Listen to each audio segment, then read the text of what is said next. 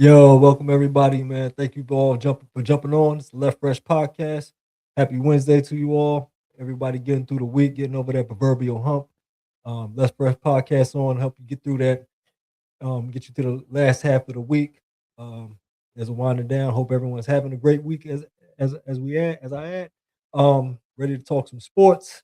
Had a busy week, had a busy month that came to an end, and it's the first month of the year, first episode of April. No April Fool's jokes here, just straight facts and straight truth and everything like that. Good conversation here. Birthday month, of course. So mine's on the 13th. Aries season for those who follow the horoscope signs and all that good stuff. But yeah, welcome all for joining on. Just want to encourage you all to subscribe, like, comment, share, tell a friend to tell a friend. Thank you all for the support I've been getting. All the subscribers that I have right now, all the likes and comments and everything like that. I appreciate that, all the interaction and engagement that you all are giving me. So definitely appreciate that. Not gonna hold you. Let's get right into it. We had a great NCAA season that came into a great March Madness tournament. Um, Not too many surprises, not too many Cinderella stories. Of course, with the NIL and transfer portal, seems like a lot of the talent has kind of just dispersed amongst the other big name schools, not so much blue blood schools such as the North Carolinas and Dukes. I mean, of course, there's still those schools, of course, but you also got schools that are like haven't really had much history to it, become better through the NIL and the transfer portal. So it's kind of killing off a lot of the Cinderella stories and everything like that. The small schools, the Murray State stories, and different smaller schools advancing to the Elite Eights. And at least had a couple of upsets in the first round or two, but yeah, nothing too much after that. We had a High Point story, but that was pretty much it. But other than that, it's just been the powerhouses that have been dominating all season in the end. A couple of upsets at the end, but at the same time, it's pretty much top three seeds left. I'm going to show everybody the final four. For those who've been following, of course, already know, but for those who haven't, here it is. You got UConn, the second seed, and Illinois, the third seed, and one coming together and finishing out of their regions, respective regions. You got Arizona and Michigan, the top dogs in their regions, just pretty much steamrolling their way through. Like I said, no suspenseful stories here too much. Top three seeds all in it. You've seen the top number one seeds advance all the way to at least the Sweet 16. Florida's and of course Duke, who lost to my UConn squad. Congratulations to Coach Hurley and UConn boys for pulling out that improbable comeback down 19 points to Duke. Um, yeah, it was incredible. I mean, I was shocked at the last shot. I mean, yeah, yeah, Mr. Mullins knocked it down with precision. I mean, the whole effort was great. So I mean, that was definitely a great game. Good ball being played there. Illinois, great game as well. Um, like they were my sleeper team. I picked these four teams as well too. So I got to the final four. Had a couple took a took a couple of losses like any bracket. No bracket's perfect. I mean, if I was, I'd be a billionaire from the Warren Buffett sweepstakes. But you know, other than that, it was pretty much I picked these guys. I picked these four. I thought they were kind of like the best teams all season. Even with the hiccups that Illinois had and UConn had, I mean, I kind of figured that when it came time to the big tournament, that they would kind of turn it on, and lo and behold, they did. Um, like I said, I was really impressed with Arizona, the way they just kind of steamrolled everybody from the first round all the way through. I mean, all of their wins have been by double digits. Very convincing wins, especially the last one over Purdue. I didn't have Purdue having a chance, and it showed. Arizona's just too much depth, loaded. Purdue had a good squad. Braden's pretty great and everything, but I mean, against Arizona, it was just a machine. And of course, Darius Acuff, the phenomenal freshman, ran into the same wood chipper, Arizona, just kind of smacking everyone around. UConn's my team. But I can say I would not be surprised if Arizona wins it all. I got them beating Michigan. I got UConn beating Illinois, but I got it as a tough one too because, like I said, Illinois is definitely the tough team. Was a tough out. They got a lot of size. And you put it on Iowa. I mean, it was close at first, and then after a while, they just pulled away. Too much size. Um, 2 7-foot twins from Croatia. You got Peja Stojakovic's son, Andre Stojakovic, out there. You got Keaton Wagler, an amazing freshman leading the team in scoring. Yeah, Illinois is a tough team, a tough out. I wouldn't be surprised if UConn actually pulls it out against them, but I think that's going to be a thrilling game too. I think both these games should be great. It's going to be, a dogfight. Definitely want to see the Arizona Michigan game. Lundenberg, a lot of people who are favoring his athleticism and the size and everything like that. I mean, he's and then of course there's the kickback that he's 23 years old. But yeah, Michigan's got size as well. They got a 7 footer, they got a 7'3" Spaniard and Maya. Yeah, they're pretty loaded too as well. So nothing against Michigan. I just got Arizona getting the edge in that one. But yeah, it's been an impressive run for all four of these teams throughout this tournament. I mean, I picked them, like I said, um, picked them based off how they performed in the regular season, and they got big time players that can step up in the tournament. I think Illinois got the combination of size and shooting that kind of scares me too. Even though I got UConn winning, I still got, I got a scary match. That's a scary matchup with Illinois for me. Like I said, I think Terrace Reed is a big body inside, but he's going against two 7 footers, and I mean that can he's got the size though. He's got the actual width to go at people. So have to go at them. So I think my UConn boys are good against anybody. But I think at the same time, I mean, respect to these other teams. These are the good teams. These are the best of the best left. So it's been a good run. Good games up to this point, but these teams have completely separated themselves from the pack. Like I said, UConn had a thrilling comeback, probable comeback against Duke. Um, I'm gonna get to Duke too as well because you know Duke's kind of had teams. It's kind of had everybody disappointed for the last about 10 years, and I think they've been winning the ACC. I mean, it's not like they're not been winning the conference. It's not like they've been formidable teams. But the expectation when Duke puts together these teams with top recruits. They've been in the one and done game for a couple years now as well too, and you know, it's gotten them pretty far. But now the scrutiny's on them because it's been been 10 years since they won a national title, even appeared in a national title game. But the honest answer to that is most of these teams are led by freshmen. You got some upperclassmen that stayed and everything, but most of these Duke teams have been one and dones. You kind of just seeing if their top recruit can lead a team to a championship in their first year, kind of like just kind of hoping for a Carmelo. They spend year after year looking for a freshman that can take them on a Carmelo Anthony like run or Anthony Davis type of run, and that just doesn't happen frequent enough. And if you remember the old Duke teams, I mean, they usually got like upperclassmen. They usually won with the older guys. I mean, the Grant Hills, the Elton Brands. I know that's far removed now in the one and done culture, but I mean, typically Duke's teams are usually a little bit older. The Shane Battiers, the Christian Leitners, and everything like that. They have won championships with freshmen, of course. So it's not like it can't happen or anything like that. But in the recent years, you kind of watch teams like UConn win several, Villanova win several um, you know, and you kind of, you're looking at a team that's a legitimate blue blood, about as blue blood as it get in, NCAA basketball has been in a championship drought. And I mean, it's tough to, it's tough. It's tough to do it like that with freshmen. Yeah, it was good, Bang. Yeah, Anthony Davis did. Yeah, that Kentucky team was loaded. And if you remember that Kentucky team from 2015 that had Carl Anthony Towns, William Cauley Stein, Devin Booker, that freshman team was like that team was real young too, and they went on an undefeated streak, and I think they only lost one game going into the tournament, and they ended up coming up short as well. So like Kentucky's another team on that list that hasn't won a natty in a while, and you know, especially during that 10-year run. When in the 2010s when they were just when they were recruiting up all the top freshmen as well. Yeah, Julius Randle. Yeah, Coach Cal system. You know, yeah, they were tough.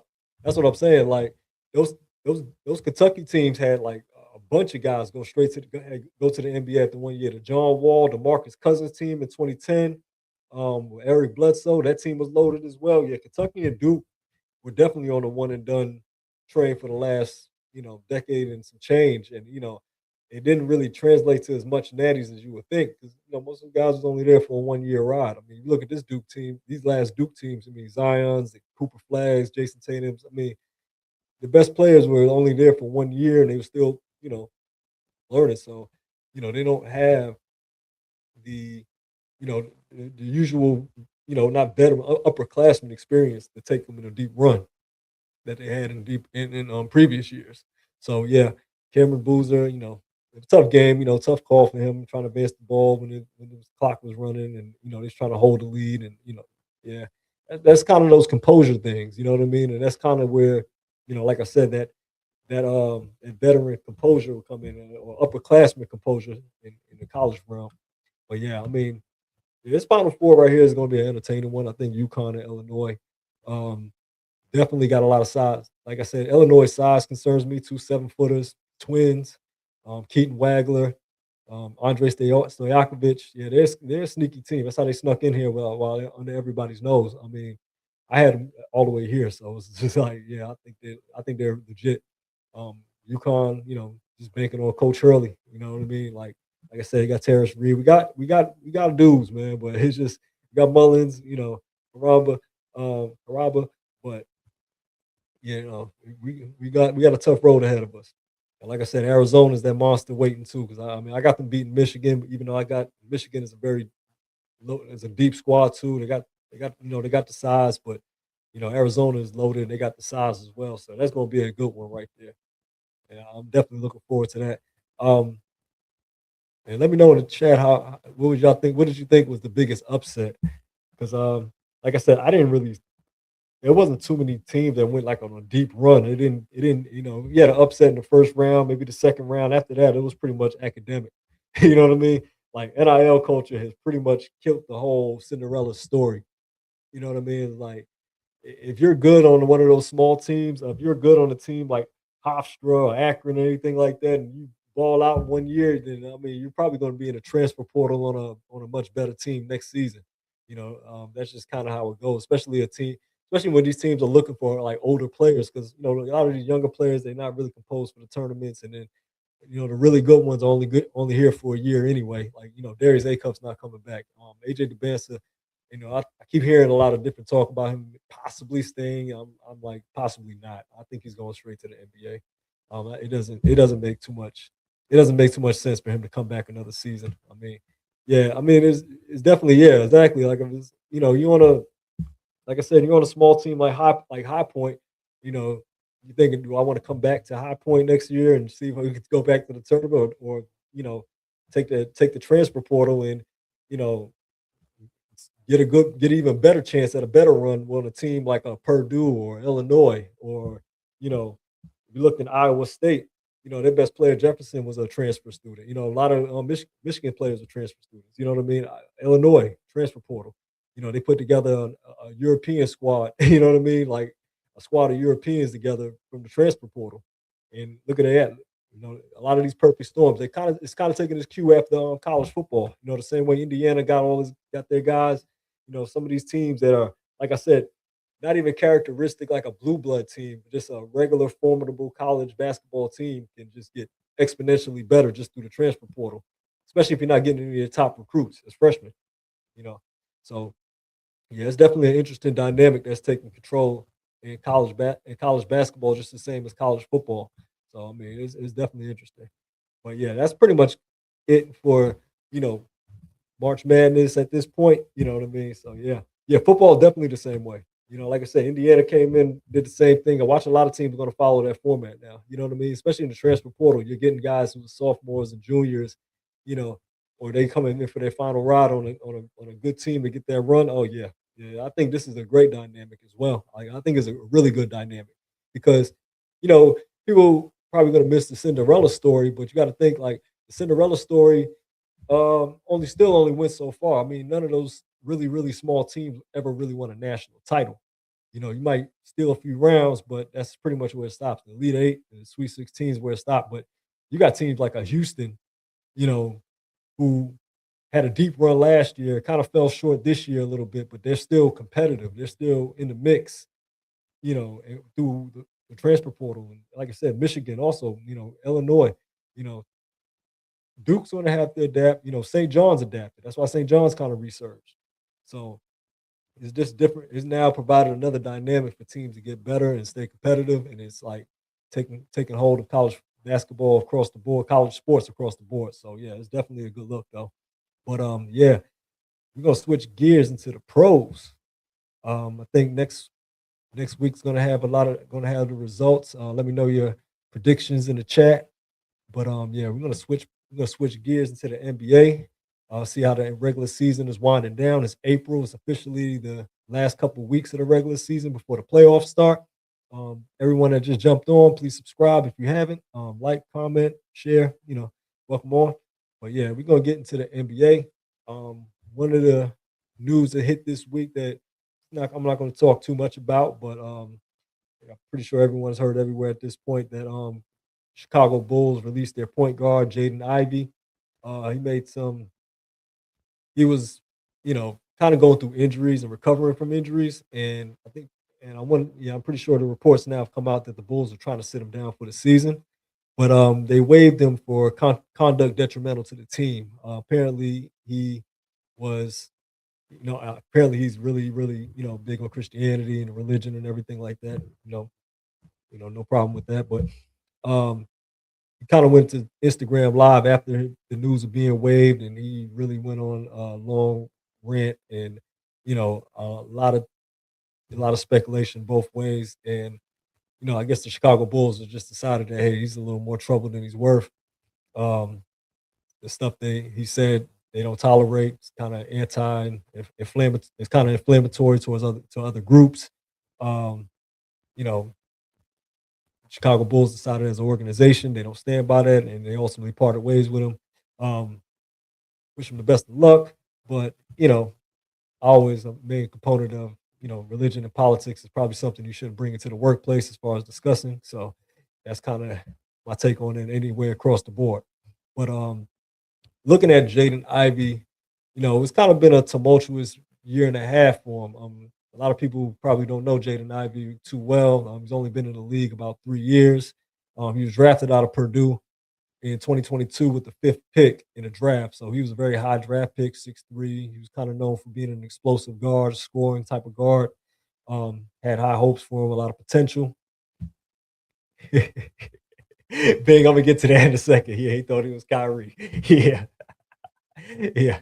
And the thing is like you're you're kind of looking at his stats in the league, right? And for those who don't know, he was drafted by Detroit. So ultimately, he played a half of the season. He was traded by the deadline to the Chicago Bulls this season. He was playing most of the season, his whole career with the Detroit Pistons. He was drafted by the Pistons to play alongside Cade Cunningham and Jaden Duran and Isaiah Stewart and those guys. And starting out, came in the league averaging about 16 points, averaged 15 the next season. He started out with a little bit of promise and everything. And but by 2024, 2025, last season, you see he had his best numbers, but his season was cut short with an injury, broken fibula. 30 games. He only played, didn't make it through the season. He just came back this season from it and didn't quite recover the same. I mean, naturally, a broken fibula is probably going to mess with anybody's mobility, but Detroit decided that they were going to part ways with him at that point. He just wasn't recovering. When he got to Chicago, Chicago is a team, everyone that, I'll show everybody in the standings what Chicago is. They were a team that's not really in competitive form. They were just kind of like blowing up the roster, moving parts around, trying to just start over. And they kind of took in a bunch of guards, like everybody that kind of plays Jaden Ivey's position, the same position. No real resolution for it, just kind of just going through the season or just to start over. And ultimately, they decided that Jaden Ivey, the medical team examined him and said that he wasn't clear. They didn't really feel like he was completely healed from his injury, so they decided to sit him down for the reason. Reports are saying Jaden Ivey refuted back that God said that he's healed, and I think that's those kind of things are kind of like the straw that breaks the camel's back. You know what I mean? It's like a locker room, and like I say, conduct detrimental to the team is defined by many different things, but overall, it's like a culmination of Chicago's kind of just feeling like they're better off without him. They decided they wasn't going to extend him anyway, or give him any type of extension. They just kind of let him walk into free agency. You kind of wish Jaden Ivey the best, but at the same time, not just from, you know, I don't want the whole idea of anybody thinking that, oh, Jaden Ivey was blackballed or anything of that nature. I think that the simple put explanation is that you know his game. A lot of teams are not just high on him. Recovering from his injury, and he doesn't have the same value. And when you have that when you have what he had going on in the locker room combined, you're not going to last very long. Like Bing, you said, yeah, like Bing, like you said, Kyrie Irving is a player that teams put up with. When Kyrie Irving was in Brooklyn, they put up with him like an Instagram post that had inflammatory content. Um, they put up with him, not refusing to take the vaccine. They put up with Kyrie Irving as long as they could before trading him. You know what I mean? Yeah. Yeah. I mean, they put up with Kyrie as long as they could. And then guess what? Dallas traded for him. So yeah, when teams will make an exception for you when you are, playing at a super high level, depending on what you do. Some things are just no coming back from, you're gonna get let go. But when you on a level of Kyrie, people put up with the controversy of Kyrie for many years before Kyrie has gotten to this point where, you don't really hear much of anything from Kyrie anymore. So, you know, but Jaden Ivey, a young player, fresh off an injury, does not has shown any type of promise of getting to a level that you can build around. And then when you combine it with controversy, yeah, it's usually not going to last very long. And I mean that's unfortunate, but that's how it plays out. But yeah, we're gonna move on to the rest of the league to see how it's looking right now. Chicago is one of those teams that just really nothing to play for at this point. So it's getting towards the end of the season. They don't need anything else, any other news for them. So I understand where they're coming from as well. But yeah, exactly. But yeah, here's the playoff picture at this moment. Revisiting from last week, as you see, the Pistons have pretty much clinched their playoff spot. Got the Cavaliers right now. The Cavaliers are in a matchup with the Hawks. That's an interesting right there. That's an interesting one. Last week, the Hawks, I believe, were in sixth place. They've now, after a big win against Boston, they have elevated into the fifth place, and now they pretty much are. I mean, I don't know if they're going to get that home court advantage for that fourth seed because you got to be 1 through 4 to get the home court. But yeah, they're working their way up, and they're figuring it out. And that's an interesting matchup. Going against James Harden and Donovan Mitchell and Evan Mobley right there. So right now, as it stands, this is the matchup. I mean, it could change by the day until up into the playoffs at this point. That's how tight it is in the East. Actually, it's pretty tight in the West too. It's just it's the shape and makeup is a little bit different in each conference, but I mean it's tight either way. That's how much parity is in the league right now. The Knicks and the Raptors, honestly, the way the Knicks are playing right now, I love my Knicks and everything, but I feel like we can beat a good team, or I feel like we can lose to a bad team, and vice versa. I feel like we can win and lose to anybody at this point. It's just like you don't know which Knicks team you're going to get, and it's kind of looking sad, especially after I lost the Houston last night. The night before, I'm looking at the Knicks like because Houston's a team. I know they starting to look like they're figuring it out as well because they won three straight, but this is a team that's kind of tumultuous without their point guard as well. And one of the biggest concerns for me is the Knicks is Towns and Jalen Brunson are both defensive liabilities. Um, a lot of teams just kind of zero in on Jalen or zero in on Cat. OG and Mikel, you can only do so much. But really, the underlying problem I have is Mitchell Robinson as a center. At the center position, he's not blocking. He used to be a premier shot blocker, and ever since he's kind of recovered from injuries, he's not the same shot blocking rim protector that the Knicks have. But anyway, I'll get into the standings in a second. Yeah, I'm just kind of ranting about my Knicks. Um, Celtics looking good. Jason Tatum is getting back into the rhythm. He's not quite all the way there yet, but Jalen Brown still playing at a high level. They face the winner of the seventh seed, however that may play out. Looking at the play in is still pretty interesting. Charlotte, the team that was exciting everybody coming into the new year and around the All-Star break has kind of tapered off again, still falling at the 10th spot. They're still in the play in at this point. But Yeah, the other teams are looking pretty tough though. You still got the Heat fighting in there. At the same time, I'm not sure what the Heat looking like either. I mean, for a playing spot, they are playing a division rival, somebody that they know very well in the Hornets. They do got more experience. They got the more experienced coach. So right now, playing the Heat could be a scary matchup for the Hornets as a young team. I mean, they got the firepower, but do they have the composure and like I said, the coaching to get around Miami? And then you got the Sixers and the Magic. The Magic, another team, just really, really middling right now, just really middling. You got Paolo Banchero. I mean, they just got blown out by the Raptors a couple days ago. Um, the Sixers, you don't know if Paul George got how much Paul George got in him. If Embiid can stay healthy, you kind of just TJ Tyrese Maxey still not quite back to form yet, and then BJ Edgecombe is still a rookie. Even though he's having an incredible rookie, he's having a great rookie season. Um, you know, I can give Orlando a shot to get past them, but yeah, I mean Orlando's just really middling. But I can see them getting past Philadelphia. To me, you don't want to be in a playing position in the East. You really don't want to be in a playing position because, you know, seventh, eighth, ninth, 10th. I mean, either one of y'all can get sent home. I mean, to me, the league is like a whole bunch of flawed teams, but of course, some teams got better chances than the others. But yeah, I mean, just playing that extra set of games before the playoffs, you'd rather be snug and inside waiting for the playoffs to start than be playing for your life against another team that's probably just as good as you.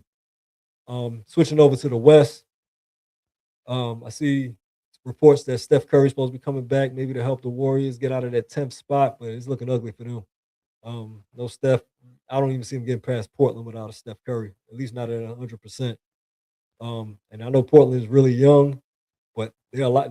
Donovan Clingan is huge inside. Denny Avija, he's a versatile 6'9" guard. I mean, I can see Portland beating Golden State in the play-in if Steph's not at his best.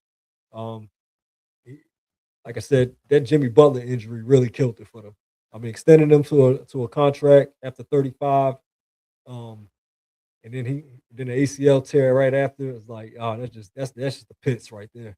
And then you look at the Suns and the Clippers. The Suns were kind of like safely at the lower seed in the playoffs for like the most of the season, and now they kind of in the play in. And I liked what Devin Booker, Jalen Green, and Dylan Brooks gave us for a season. At the same time, they running Kawhi Leonard. He's still healthy. I mean, if Kawhi Leonard is healthy, I mean, Clippers can easily steal a game against them. And then see the Spurs there with Wimby. A lot of teams are kind of questioning whether the Spurs have the experience and everything. My question would be: has anybody ever experienced a Wimbenyama? But um, I mean, I understand new precedence happens every time. I mean, we can't just uphold the old experience thing. I mean, they got Harrison Barnes too. He won an NBA ring with the Warriors, and then De'Aaron Fox had a little bit of playoff experience. I mean, he's a little bit of a veteran. He can close games for them too. And then you add that with Stephon Castle and Dylan Harper and everything. The Spurs can definitely make a run. They can definitely win a series or two, possibly go to the conference finals in their first season. I mean, in their first playoff run. But then you got look at OKC at the top. You know, SGA still doing it. You see I don't see anybody upsetting them in the first round, anything like that. I think OKC still got the formula. They still got the depth. Even with Jalen Williams out most of the season, um, it, SGA's still playing MVP ball. He's still my MVP. I'll get with y'all in a second just to show you why he's still my MVP. You look at the Nuggets and the Timberwolves. That matchup right there is a good one. Is always a good one. Ant-Man versus Jokic. Um, Randall, see if he could be the X factor for him versus Jamal Murray. I think that's what it's going to come down to. Whose second star is going to shine the brightest? You got Randall, you got Murray. Randall had a great series against the Lakers last year. Um, really, nobody that really could guard him last year in the Lakers series. Um, Against Denver, I'm not sure if that's going to be the same type of deal. I mean, I think Peyton Watson's coming back. Um, I can see Randall probably having a couple of good games, but Jamal Murray is still clutch as well. If he's healthy and 100% running, him and Joker can be tough. I think they can probably get past Minnesota. The Lakers are right now matched up against the Rockets. That is the most favorable matchup the Lakers can have right now going into the playoffs. If they want to win a playoff series, that is the most favorable matchup. Going against the Rockets with kind of no point guard, um, close game, breakdowns, and everything like that. I think you'd rather have Luca, LeBron, and Austin Reeves in the clutch versus Kevin Durant, Sengun, and Amen Thompson. The only way Houston can really beat the Lakers is if they really just pound them, just beat them in the paint. Uh, Defensively, just kind of just outlap them. You have to really run them kind of into the ground. I'm not sure.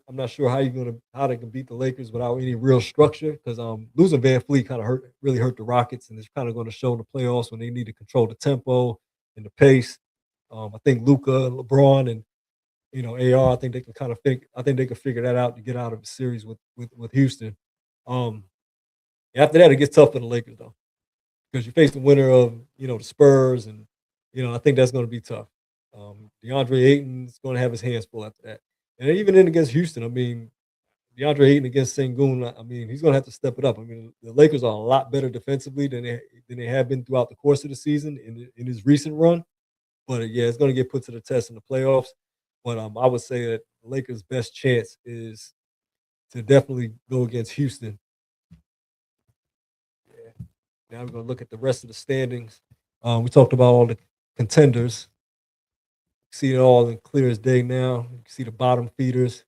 The Milwaukee Bucks officially out of the playoffs. What's going to happen? A couple of weeks ago, they waived Cam Thomas, and a lot of people were wondering, what's the deal with Cam Thomas? And I kind of said it is like he's really streaky. He was with the Nets. He was one of the youngest players to have back-to-back 40-point games. I mean, he's a bucket. He can get hot. He can cook with the best of them when he's hot, but it's just not consistent enough with him. And you know, when he's not scoring, he's not really effective anywhere else. Not the best passer, not the best rebounder, not the best defender. Any other ways to be effective on the court, especially if his shot's not falling, it's pretty much null and void. So, best of luck to Cam Thomas, but it's kind of the same story as it was in Brooklyn. What I think when it comes down to paying him a certain type of salary and everything, probably should have took that contract in Brooklyn, that extension in Brooklyn. But yeah, and it doesn't get any easier for the Bucks because ongoing struggle with Giannis as far as him wanting to play. Bucks wanting to sit him down for the season. Honestly, I think it's probably in Giannis's best interest to sit for the season. I mean, the Bucks are not playing for anything, even if he was playing. Calf strains are nothing to play with. That could turn into an Achilles. He's over 30. Not the best shooter. You know, Kevin Durant can come back from the torn Achilles because Kevin Durant is a great scorer with, a variety of different moves. Giannis' game is pretty much predicated upon athleticism. So it's going to be tough to, come back and be at the same level if he tears an Achilles. Hopefully that doesn't happen. That's why I kind of would think it would be in his best interest to probably sit and declare trade in the offseason, demand a trade in the offseason. The Milwaukee Bucks have no way of getting better around Giannis. There's no draft capital there. There's no cap space. They're still paying Damian Lillard. In case people don't know that he's still getting his salary allocated through the course of, I think, the next 2-3 years. Bucks are just over the tax apron. They can't make any moves for them to get better while Giannis is on the roster. The only way to get better is to move on from Giannis. So it's in the best interest of both sides. Giannis can go to a contender. The Bucks can have a rebuild, and the longer you hold on to Giannis, the less trade value he has. He's only getting older. So, but I think the Bucks is kind of like just holding on to the idea that Giannis can retire a Buck, and but you gotta put him in a position to win before he leaves. You can't waste the rest of his career there in Milwaukee. So that's just my take on it. But yeah, you see the Chicago Bulls, like I said, in the midst of drama with Jaden Ivey, 29 to 46. They're just kind of just blowing up the roster towards the end of the season so they can have cap space and spending money to in free agency. Who they're going to sign, I'm not sure. I'm not sure who's available or what they're going to do in the offseason with cap money, but it's the Chicago Bulls. Usually they don't spend much money anyway. So it'll be interesting to see how that plays out. Then you see the rest of the bottom feeders. You see the Nets, the Wizards, the Pacers at the bottom of the league. Like I said, a lot of talk about these teams tanking and everything, but when you're bad, you don't really have to tank that hard. You know, The Wizards kind of sat down Trey Young pretty much for the rest of the season at this point. I mean, he wasn't really healthy when they traded for him. So, I mean, no point in even rushing him back out there. AD, Anthony Davis traded for him as well. He hasn't been healthy throughout the season. So, the goal for them is just hit on another draft pick, add him to a core, a very young core, and whatever trade AD can give you in Washington is a plus. I kind of felt like they had the cap room to make the moves that they made because all they have is young talent. So, you're just kind of on a hope and a whim that, this young team can form around Trey and AD you know, but if you look at the standings, a lot of people saying it's the East. They can do something in the East. If you look at the standings, 10 teams in the East over 500. That is probably the first in a long time that the Eastern Conference has more 500 teams than the Western Conference. And that, that's almost like I said, that's a long time since that happened. So I'm not sure how easy it is for the Wizards to get better in the course of just next year either. I mean, it's still going to be a tough climb just to be competitive in the East. Now the East looks a little different this year. And it might be a little different moving forward. You look at then you also look at the Pacers. I mean, bottom of the league, but you got Halliburton coming back next season from a torn Achilles.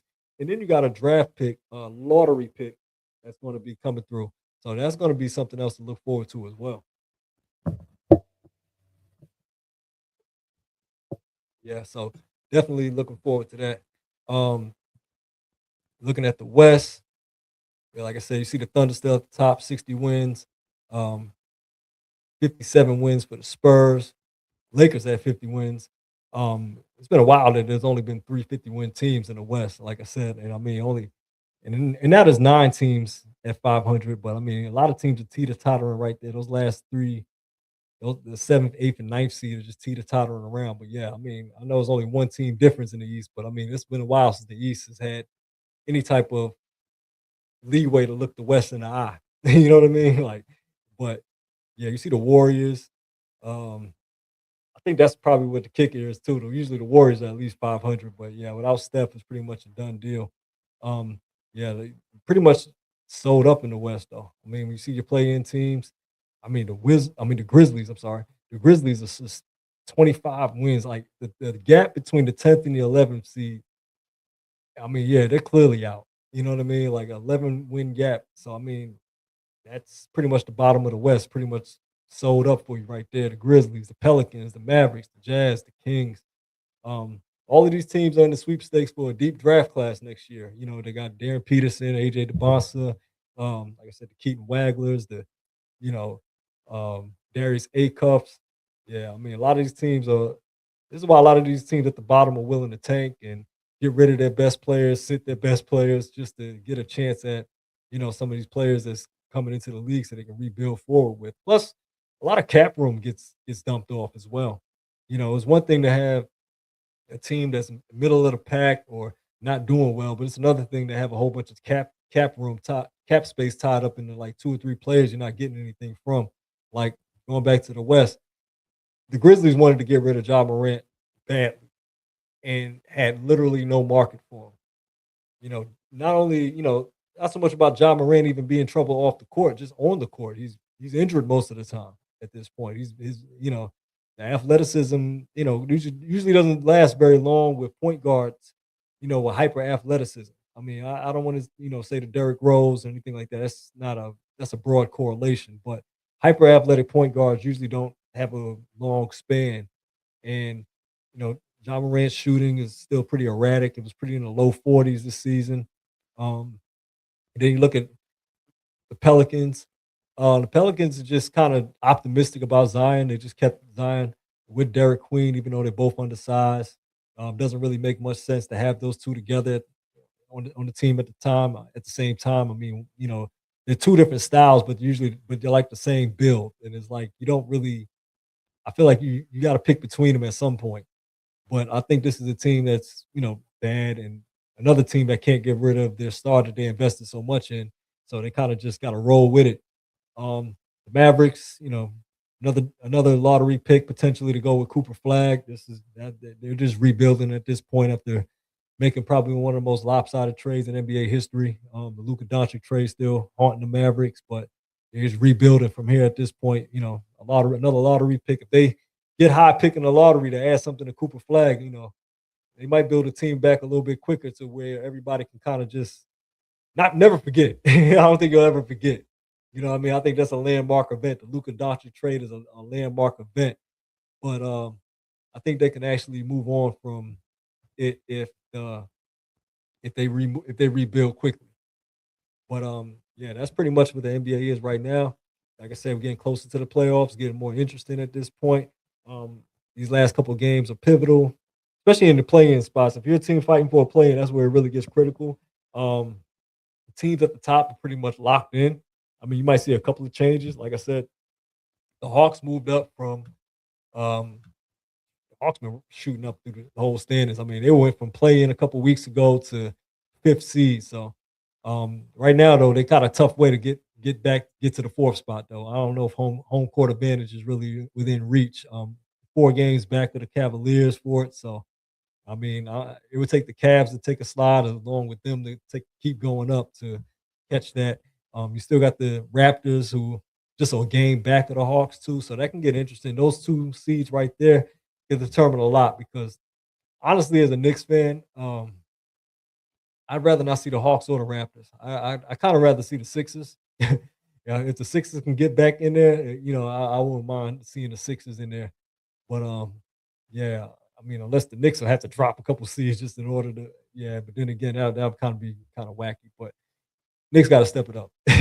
As a fan, the Knicks got to step it up. But that's pretty much it for the standings. I mean, and you look at the West, like I said, the only 60-win team in the NBA is the Thunder, and which leads to the MVP talk.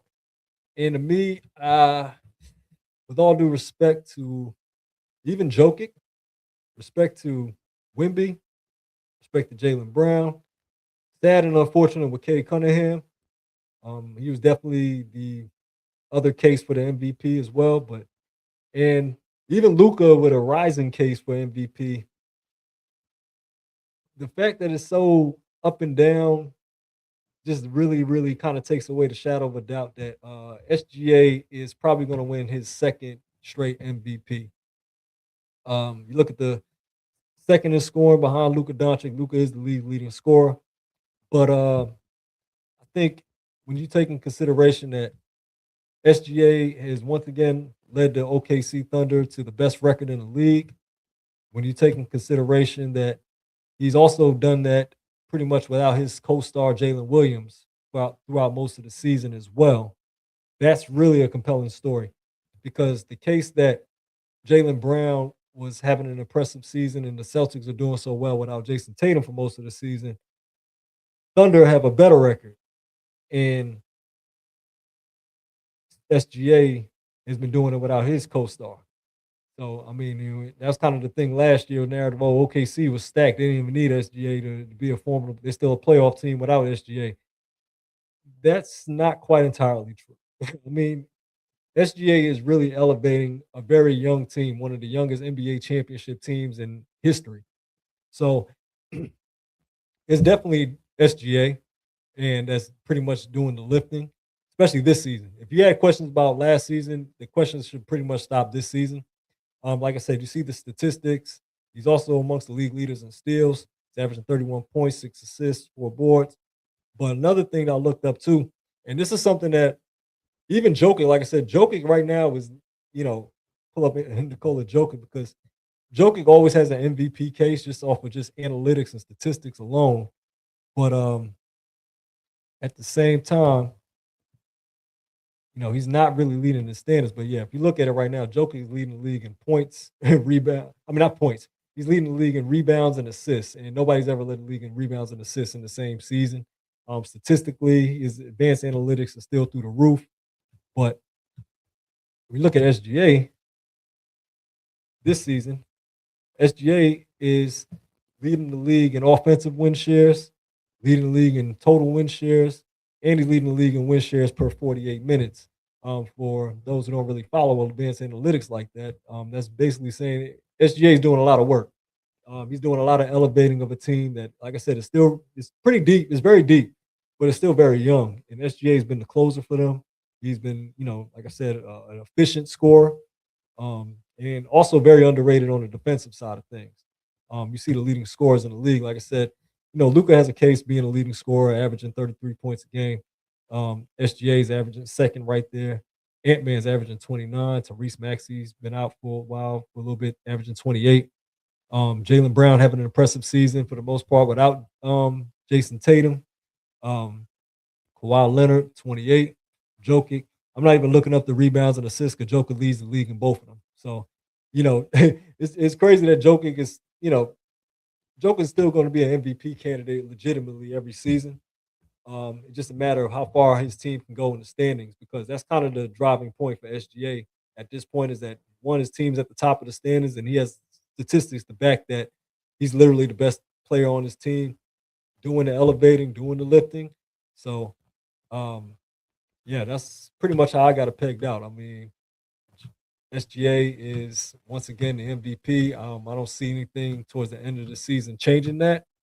Um, yeah, I mean, some people are gonna give you a little detraction. They're gonna hit you with the foul merchant and everything like that. But yeah, man, they don't make band-aids for feelings. You know what I mean? So that's kind of how it goes.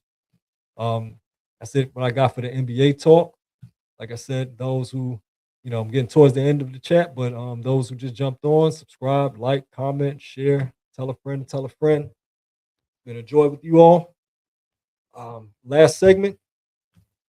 WWE WrestleMania 42 is upon us.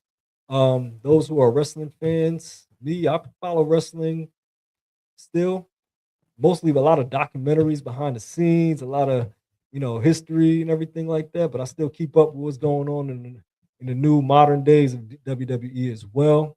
I think they got some pretty good names that they pushed up to the top lately that have evolved in the game. I like to see how sports entertainment evolves. What Triple H got in store for us, and how Triple H keeps everything going, and in the days post Vince McMahon. So, but I think this card, I just managed to looking around to see what the card is looking like for WWE WrestleMania 42. Is back in Vegas again. I'm looking forward to it though. I'm actually gonna check this one out because I think this is definitely um, pretty interesting card to look at right now. I mean, I'm gonna show you to you right now. The World Heavyweight Championship matchup, one of the highlight main events. We now got that slated up. It is CM Punk versus Roman Reigns. CM Punk, world champion. Like I said, world heavyweight champion. He's had quite a run. Um, this is the running it back from WrestleMania 41 last year. This time is not going to have Seth Rollins though. Last year was a triple threat match. This time is just those two 1-on-1. Roman Reigns won the Royal Rumble, so they got his slot. Chose CM Punk the next night. Um, they had a nice little build up to it. So yeah, I'm looking forward to it. These are two wrestlers in the 2010s that kind of like, you know, the most impactful, especially CM Punk. Everybody loves CM Punk. Um, Roman Reigns, one of the most dominant champions in WWE history, like a 4-year run. Head of the table, tribal chief. Yeah, I'm definitely looking forward to this one right here, seeing this matchup. Um, Other matchup, got Cody Rhodes versus Randy Orton for the WWE Undisputed title. Cody Rhodes also having a hell of a run in the 2020s, going against the legend killer, the Viper, Randy Orton. To me, first ballot Hall of Famer. Whenever he hangs it up, he's in his 40s, still hanging on still performing at a high level. Like I said, still main event material.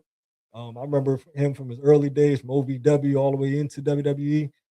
Came in the game with Brock Lesnar and Dave Batista and John Cena. Still going at a high, like I say, still going at a high level and everything. Salute to Randy Orton. This is a great matchup right here as well. I expect this one to be great technical skill with high impact moves and everything as well. So yeah, I'm looking forward to this match right here. This should be a good showing. Two of the best when it comes to working in the ring. So yeah, this one right here was a good one on the card. I'm looking forward to this one. And then also another one that I'm willing to see that they announced: Brock Lesnar versus Oba Femi. Oba is climbing up the ranks really fast, really getting a lot of traction, building a big fan base, a big following, and everything. He is definitely getting over. He's definitely over right now. And going against the Beast Incarnate, Brock Lesnar, another legend, like I said, came up with Randy Orton, one of the youngest heavyweight champions in history. Yeah, this is he's had a storybook career. He's kind of just been dominating wrestling for so long, Brock Lesnar.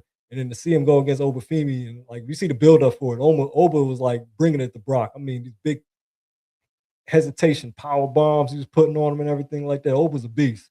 Yeah, it's definitely I want to see these two go at it. I want to see how they work in the ring and everything like that. Hopefully it's everything that that it lives up to be. But I like the build up for it and everything like that. Like I said, it caught my attention, so I was like, yeah, I'm gonna go ahead and I got to see this one right there. Definitely got to see that one.